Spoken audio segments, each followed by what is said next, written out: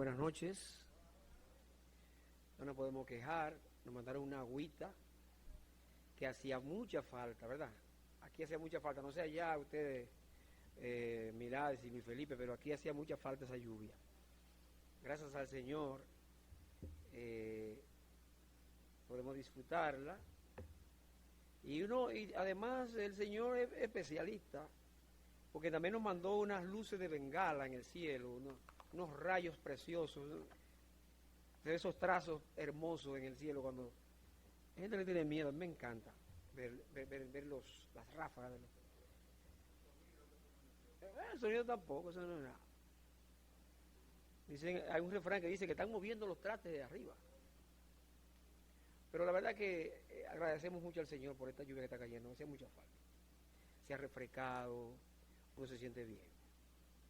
Y yo creo que hay dos motivos de oración también que se quedaron, que es el caso de don José Almonte, el padre de Gilbersa. Ha estado muy delicado de salud, hace tiempo que está delicado de salud. Y también anunciamos hace poco a la hermana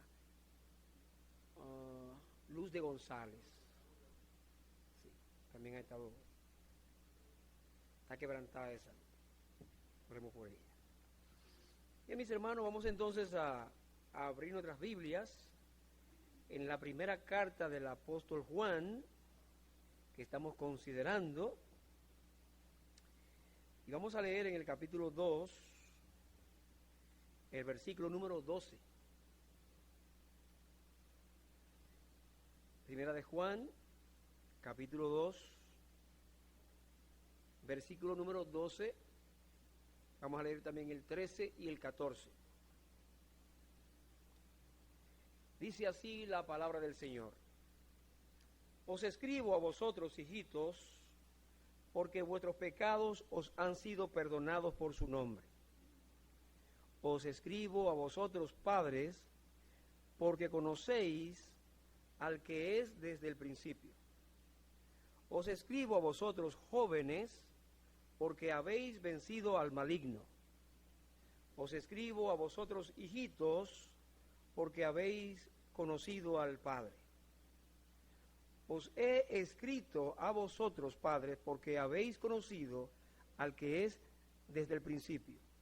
Os he escrito a vosotros, jóvenes, porque sois fuertes, y la palabra de Dios permanece en vosotros, y habéis vencido al maligno. Vamos a orar. Padre nuestro que estás en los cielos, gracias por tu palabra que podemos abrir en esta noche para meditarla.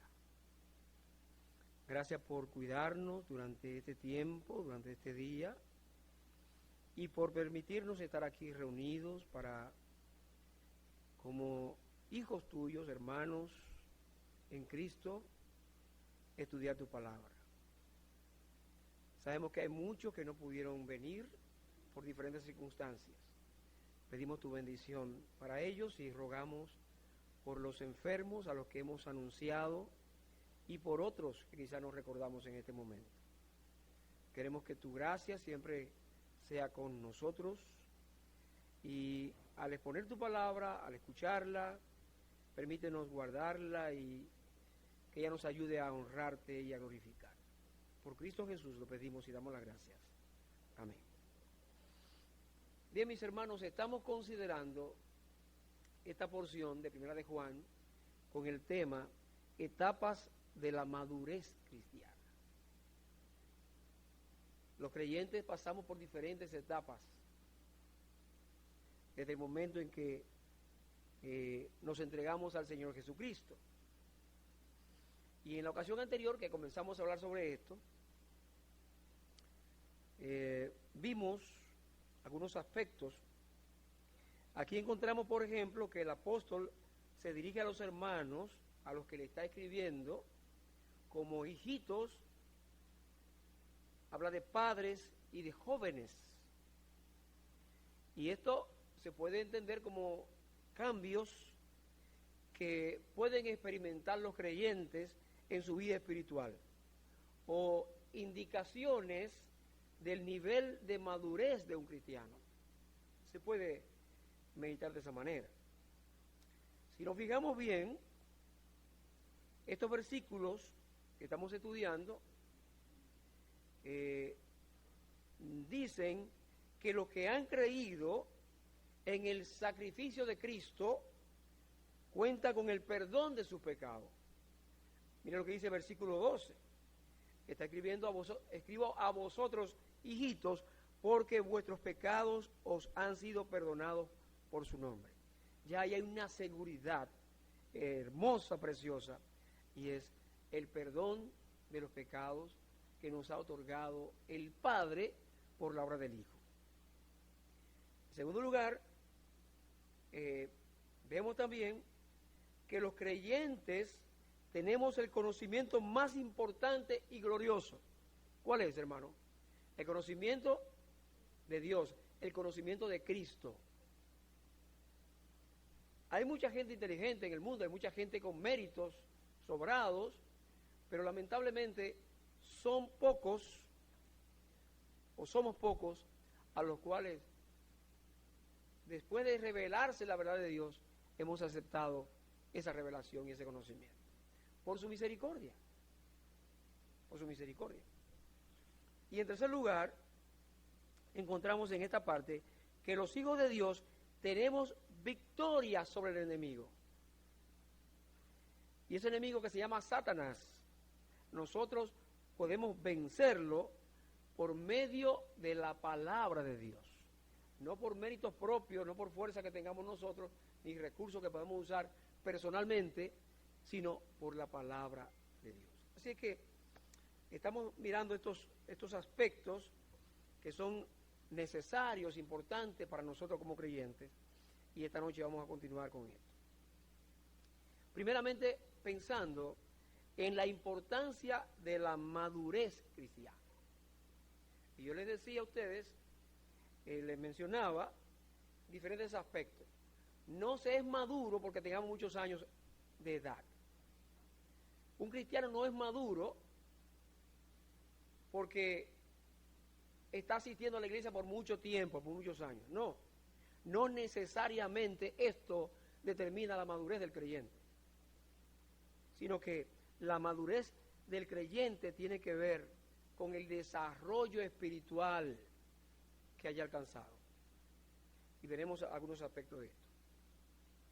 Cuando Juan dice aquí en su carta, hijitos, padres, jóvenes, nos hace pensar, hermanos, en personas que están en diferentes etapas de su vida. Y se puede pensar, por ejemplo, en hijitos como niños pequeños, en el caso de los padres como personas maduras, y los jóvenes como personas jóvenes, precisamente. Y usted y yo conocemos ese proceso. Nosotros mismos pasamos por ese proceso, o estamos pasando por esos procesos. Fuimos primero niños, bebés. En mi caso, fui un bebé. Fui joven y ya soy un tipo maduro. ¿Usted ve? Entonces, vemos también que eso sucede con las demás personas. Desde niños llegamos hasta mayores, si es que Dios permite que vivamos unos años en este mundo. Es así. Ahora, cuando tenemos un niño, por ejemplo, nosotros que tenemos hijos, qué hermosos son los niños, qué graciosos son, qué cuidado hay que tener con ellos, todo esto. Y los padres nos gozamos con los niños. Ahora, hay que esperar que se desarrollen, que pasen de esa etapa de bebé a ser un niño que va creciendo, luego será un joven y en la voluntad de Dios llegará a un adulto. ¿Ok? Ahora, si ese niño al que amamos y queremos se queda en esa etapa o vemos que no se desarrolla adecuadamente, nos preocupamos. Nos preocupamos. Entonces, ese ejemplo se puede aplicar a la vida cristiana. Está muy bien, hay hermanos que hemos conocido al Señor y hay un gozo y hay esto, pero si usted nota que el hermano o la hermana no avanzan en la vida cristiana, es un motivo de preocupación, porque nosotros deberíamos estar creciendo, desarrollándonos. Y la palabra de Dios es bien clara en cuanto a esto. Es necesario que nosotros crezcamos como creyentes. Cada creyente está llamado a crecer desde el mismo momento en que nace en la familia de Dios por medio de la fe en Jesucristo. Desde ahí, desde ese momento, debemos ir creciendo. Pero lamentablemente, en muchos casos no es así. O en muchos casos hay un crecimiento durante un tiempo y luego nos estancamos. Y esa no es la voluntad de Dios. Ustedes han escuchado, que quizá todos aquí conocimos hace unos años atrás, por lo menos los que somos más adultos, a un personaje dominicano llamado Nelson de la Rosa Martínez. Él fue considerado, este señor, como el hombre más pequeño del mundo durante mucho tiempo. Él medía, creo que apenas 71 centímetros, menos de 1 metro. Ustedes lo vieron, que hacían espectáculos con él y toda esa cosa. Participó incluso en una película, por lo menos, y en la televisión era popular. Él era pequeñito, más que muchísimos niños, pero era un hombre. O sea, en su carácter, en su manera de ser, era un hombre. Humanamente hablando, ¿no? Era un hombre. Aunque era pequeño, repito, era un hombre. Pero a veces vemos personas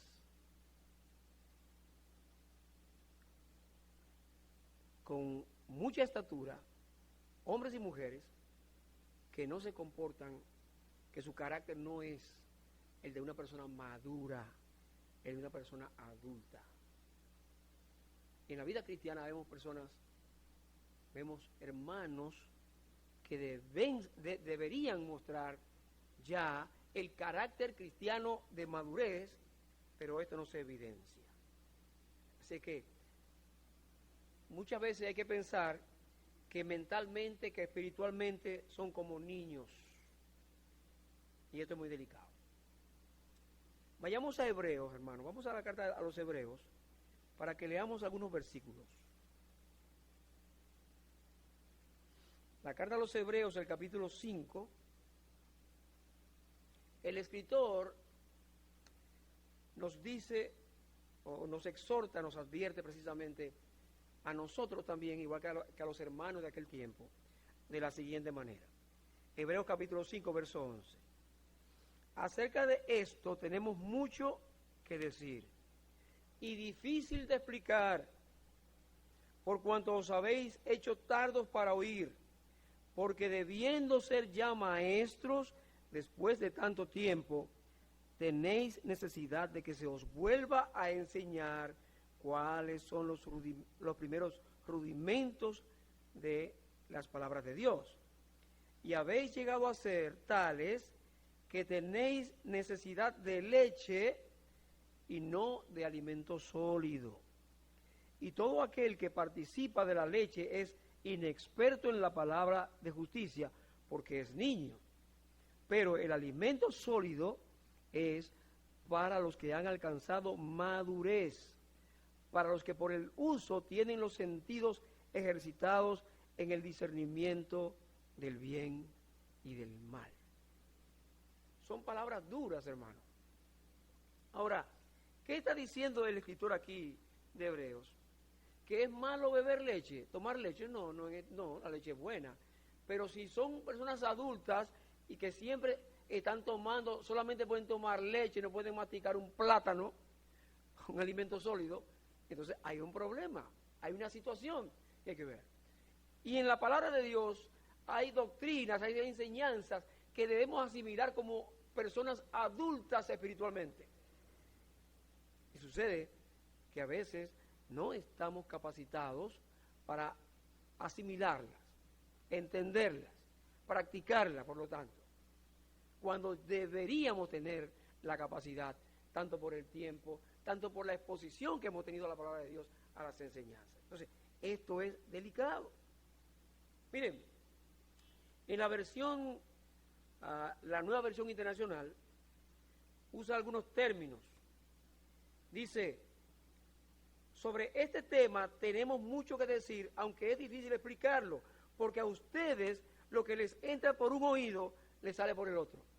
O sea, hay un aspecto que es no atender lo que nos está enseñando la palabra de Dios. Por eso cuando meditamos en la palabra, hermanos, y yo sé que muchos lo hacemos diariamente, debemos hacerlo con cuidado y en oración, para ver cuál es la enseñanza que tiene la palabra de Dios para nosotros, y entonces ponerla en práctica.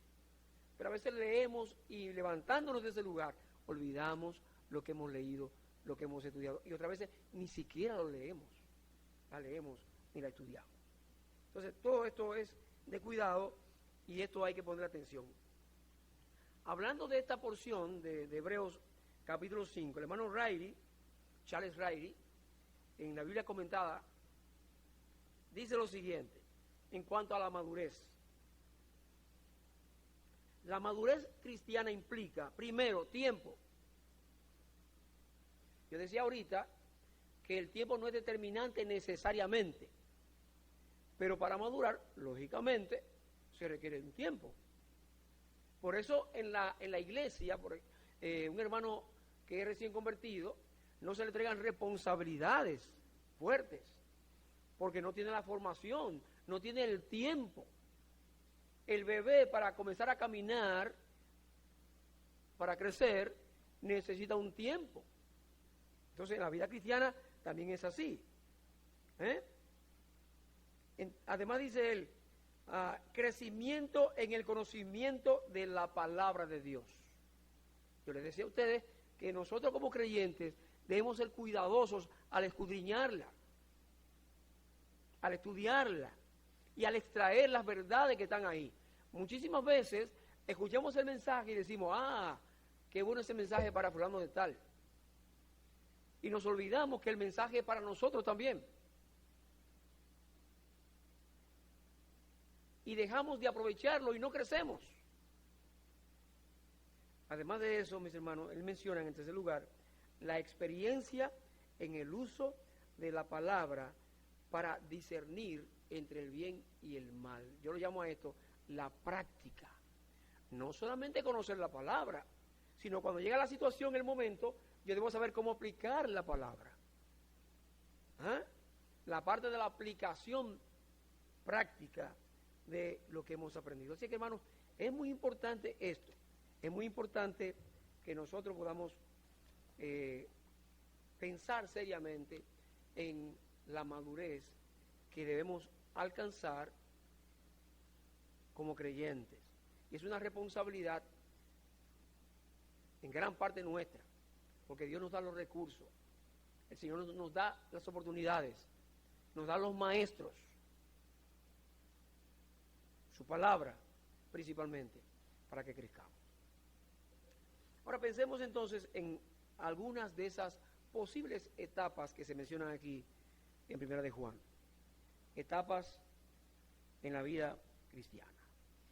Y decíamos que esta palabra hijitos en el original se refiere a todos los creyentes, independientemente de su edad o de su madurez espiritual. Juan utiliza varias veces este término. Él es quien más lo utiliza.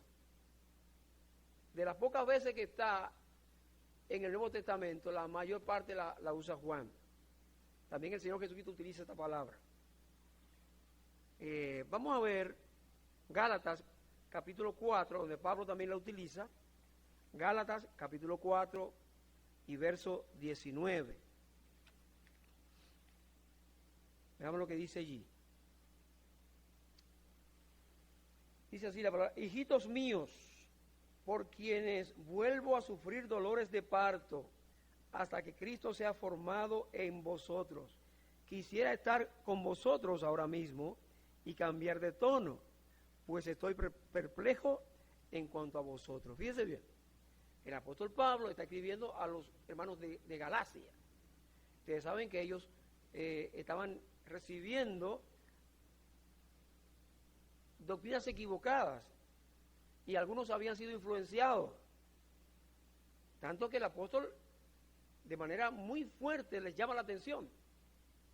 Pero aquí les dice, hijitos míos, y habla de dolores de parto como si él los hubiera parido a ellos. Miren el carácter que Pablo le pone a esta expresión. ¿Ah? Entonces, él utiliza también esta palabra, una de las pocas veces que la encontramos en el Nuevo Testamento. También lo usa él.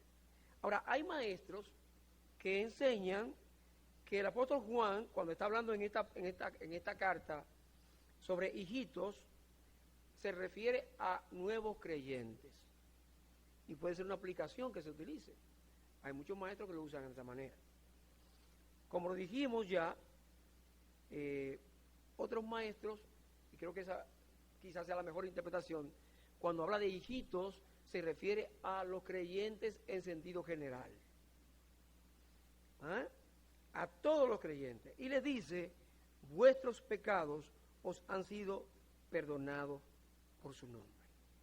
Aquí la palabra establece claramente que todos los que creen en Cristo recibimos el perdón de los pecados.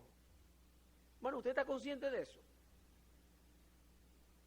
Estamos conscientes de que hemos recibido el perdón de los pecados, de todos nuestros pecados, por Cristo, por su obra, por su persona. Y este mensaje, este gran mensaje del perdón de los pecados, es el mensaje de la iglesia. Fue el mensaje de la iglesia primitiva. Y fue la instrucción del Señor a los discípulos. Vayamos a Lucas, capítulo 24, por favor. Lucas 24, y leamos algunos versículos relacionados con la comisión del Señor a los discípulos.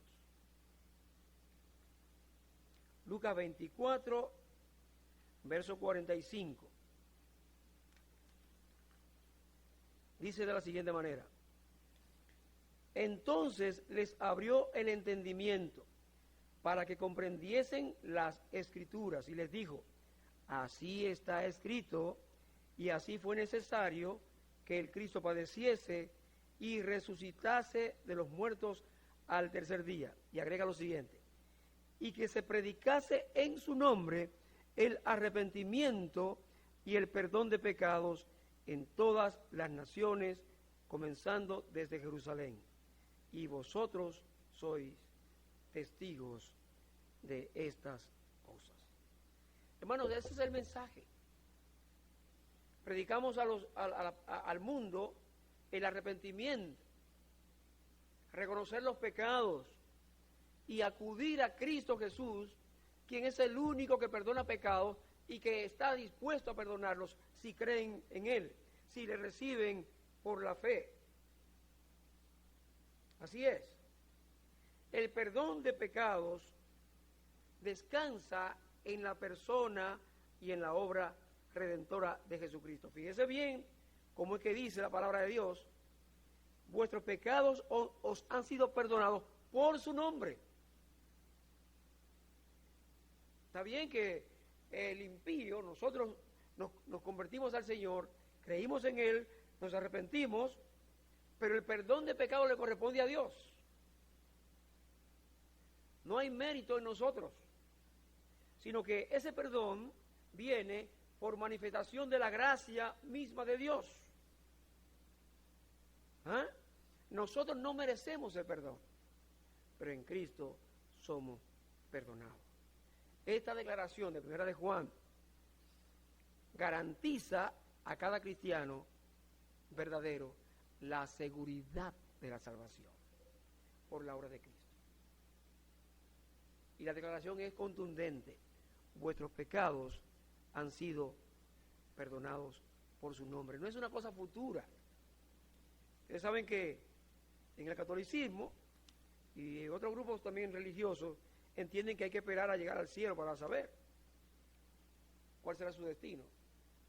Los creyentes, usted y yo, sabemos que nuestros pecados han sido perdonados. Y qué bueno es que cada domingo nos podemos reunir, nos reunimos aquí para hacer memoria del Señor. Y cuando recordamos al Señor, nosotros también recordamos que Él murió para perdonar nuestros pecados, para darnos vida. Y qué gozo y qué hermoso es esto. Hemos sido perdonados cuando merecíamos la condenación. Gracias a Dios por su obra. Estaba leyendo acerca de un rey de Francia, un rey francés, Luis XII, que cuando ascendió al trono, ustedes saben que en aquellos tiempos los reyes llegaban a sangre y fuego, quitaban uno, ponían otro y mataban a aquello y así. Y entonces aquel rey, cuando asciende al trono, ordena hacer una lista de los que lo persiguieron a él, sus enemigos. Se hace la lista y le entregan la lista al rey. Y luego entonces se encuentra la lista, el nombre y una cruz al lado. Y entonces cuando los enemigos saben esto, dicen, ay, ay, ay, vamos a correr, vamos a escapar, porque nos va a matar a todos. Y entonces cuando los temores llegan a oídos del rey, él los llamó para asegurarles el perdón. Él les dijo, yo no los voy a matar a ustedes, no, sino que yo coloqué esa cruz junto al nombre de cada uno de ustedes para acordarme de la cruz de Cristo y esforzarme por seguir el ejemplo de aquel que oró por sus asesinos exclamando, Padre, perdónalos porque no saben lo que hacen. El perdón. Miren qué hermosura. Y nosotros hemos sido perdonados por la sangre de Cristo. Por Él y por su obra hemos sido perdonados por Dios. Así es que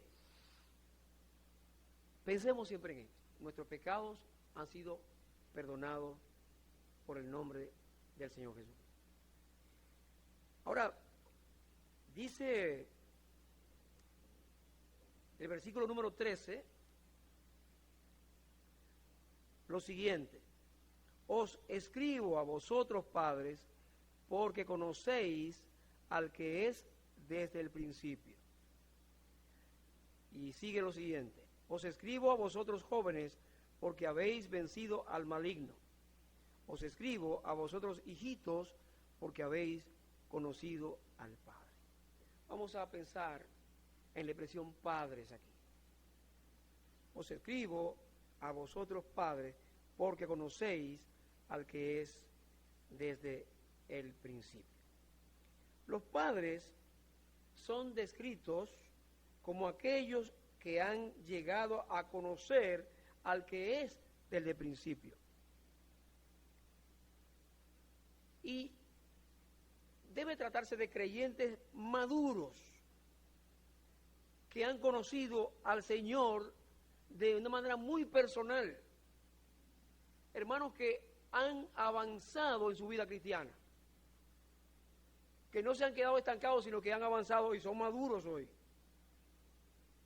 Es una etapa de crecimiento que se refiere a creyentes que no solamente conocen lo que dice la Biblia, sino que la están aplicando y están viviendo lo que enseña la palabra de Dios. Podríamos decir que son padres espirituales. Hay hermanos a los cuales uno le llama padre espiritual en un sentido, bueno, no en el sentido que muchas veces se utiliza, sino como un guía, alguien que te ayudó, que te orientó. Y usted y yo posiblemente hayamos tenido esos padres espirituales, esas personas que se dedicaron a enseñarnos. Yo creo que hoy hace falta mucho de esto, Hace falta mucho de esto. Milady que está aquí, Yolanda que está aquí, Marixa y algunos que estamos aquí. Sabemos de personas que nos ayudaron tremendamente en aquel tiempo cuando éramos muchachos, jóvenes.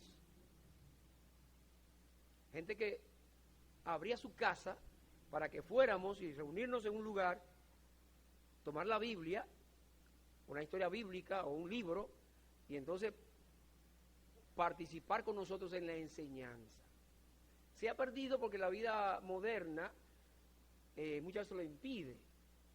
Es difícil, no es tan fácil hoy, pero era una tremenda práctica esta, que se apreciaba. Sencillo, con un jugo de limón, con algo, en un momento. Pero la participación y la comunión que allí se desarrollaba nos ayudó muchísimo a nosotros. Entonces, es una gran cosa. Ahora, una persona que ha crecido y que se puede llamar maduro en la fe, es una persona que medita en la ley de Jehová, como dice el Salmo 1, que está meditando, que está rumiando, que está estudiando la palabra. Porque, mis hermanos, la única manera en la que nosotros podemos crecer espiritualmente es valorando la palabra de Dios. Hay mucha preocupación con el desconocimiento que hay en las iglesias de la palabra de Dios. Alguien dijo, con muchísima razón, que la Biblia sigue siendo el libro más vendido del mundo, pero el menos leído. Lamentablemente, en muchos casos es así. Y yo le mencionaba en la ocasión anterior el caso de Pablo, que Pablo lo que buscaba era conocer al Señor. Su desvelo, su meta era conocer a Cristo. Ahora, ¿cómo vamos a conocer al Señor si no conocemos su palabra? Es imposible, hermano. Pretender conocer a Dios sin estudiar su palabra es una simple declaración, quizá emocional, puede ser muy sincera, pero fallida. Porque solamente conocemos a Dios, al Señor, estudiando su palabra y poniéndola en práctica. Ahora, lo bueno es que usted, que quizás sea un creyente de poco tiempo en el Evangelio,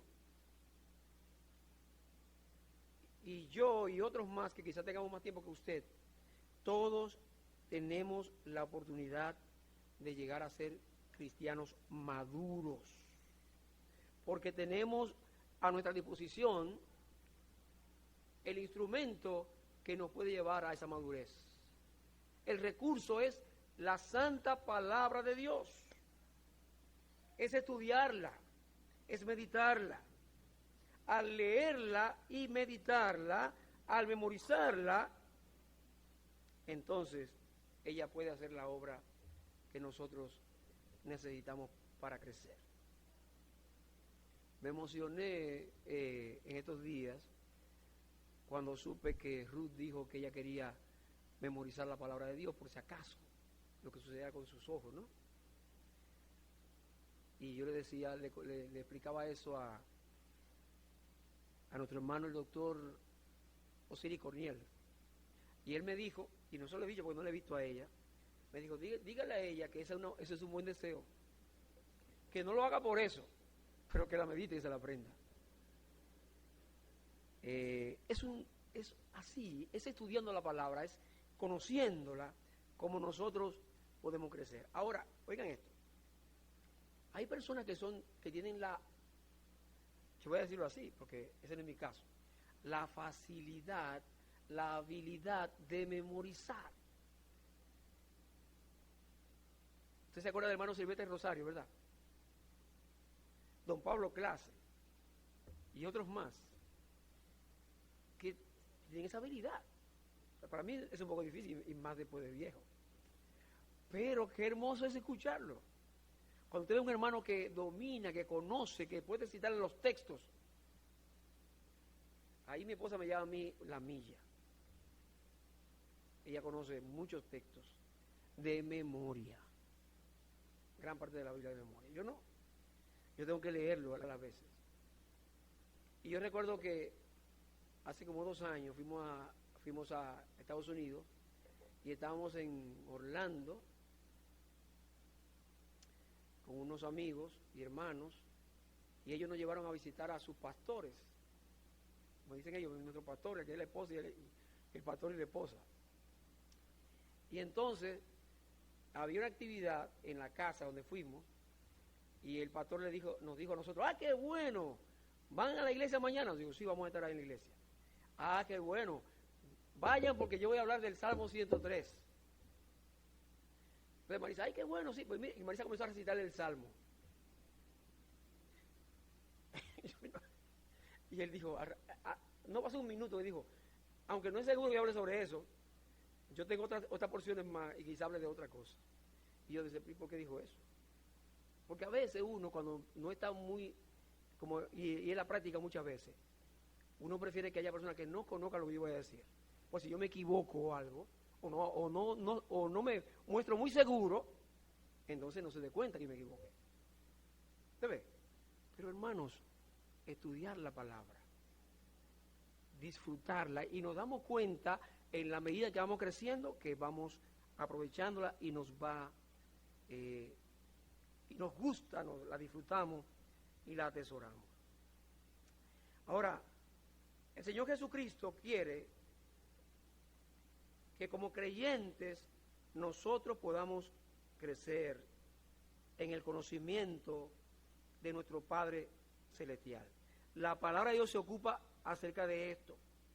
Es ella la que puede hacer la obra. Es ella la que puede ayudarnos. Y dice Pedro en su segunda carta: creced en la gracia y en el conocimiento de nuestro Señor y Salvador Jesucristo. No debemos quedarnos estancados, sino crecer. Y ese crecimiento que podemos mostrar tiene que ver únicamente con la palabra de Dios, el conocimiento que desarrollamos acerca de nuestro Padre Celestial. En tercer lugar, hermanos, estamos terminando. Aquí habla de jóvenes.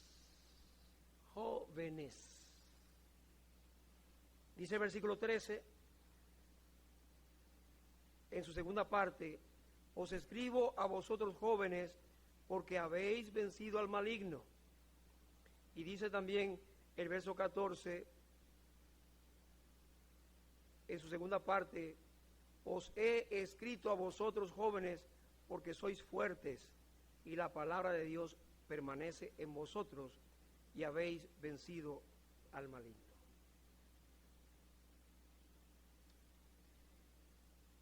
Estos jóvenes son descritos como personas que han vencido al maligno.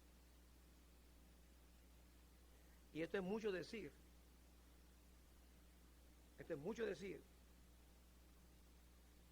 Y fíjense lo que dice aquí: que son fuertes y la palabra de Dios permanece en vosotros. Y esto nos revela, mis hermanos queridos, el secreto del crecimiento y de la fortaleza espiritual de un creyente en su victoria contra Satanás. Recordemos que es el maligno, que es el diablo, y no hay un ser humano que pueda enfrentarse con Satanás. Pero la palabra dice que nosotros podemos vencer en Cristo. En Cristo, en su palabra. ¿Qué es lo que hace que un niño espiritual se convierta en un joven o un hermano maduro? La palabra de Dios. Volvemos otra vez. Fíjese la insistencia. Y el apóstol Juan utiliza esas repeticiones, y algunos que estudian, que han criticado la carta de Juan, lo encuentran vano esto. No. Hay un propósito. Y siempre la palabra de Dios, cuando repite algo, es para que pongamos atención. Y Juan es un especialista porque él nos va diciendo las cosas aparentemente de la misma manera, pero siempre agregando un elemento que nos ayuda a aprovechar mejor la enseñanza.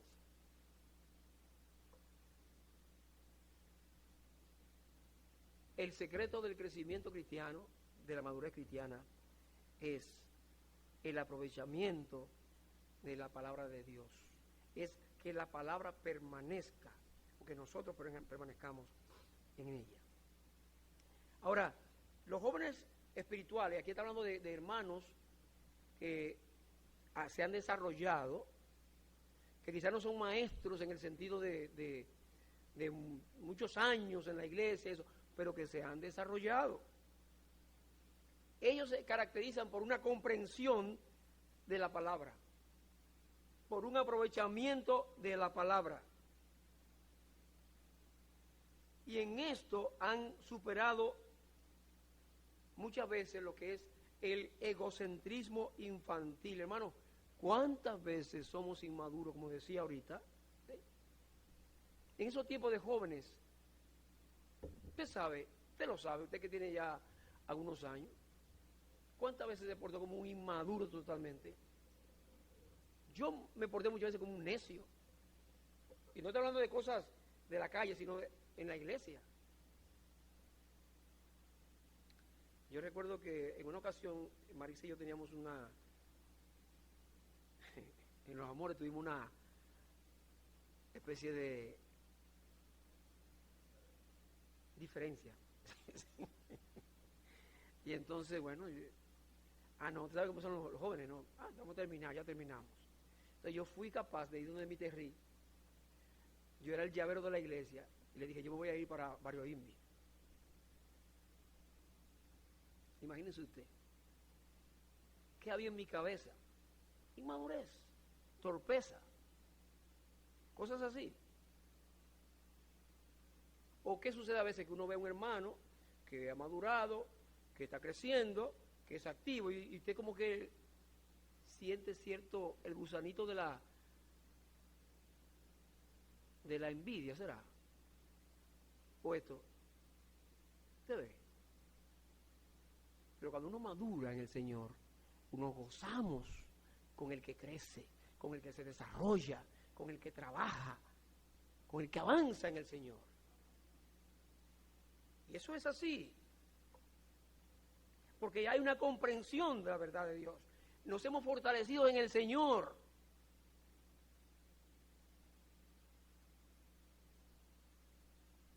Ahora, esto requiere entonces que conozcamos la palabra de Dios, la doctrina bíblica. No hay otra manera de ser fuertes. Y mire, hermano, que en esa etapa de juventud, de desarrollo espiritual, vienen las luchas más fuertes.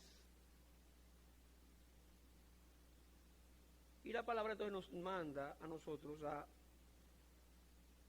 prepararnos, ¿verdad?, para esa lucha. Vamos a leer, ya estamos terminando, Efesios capítulo 6.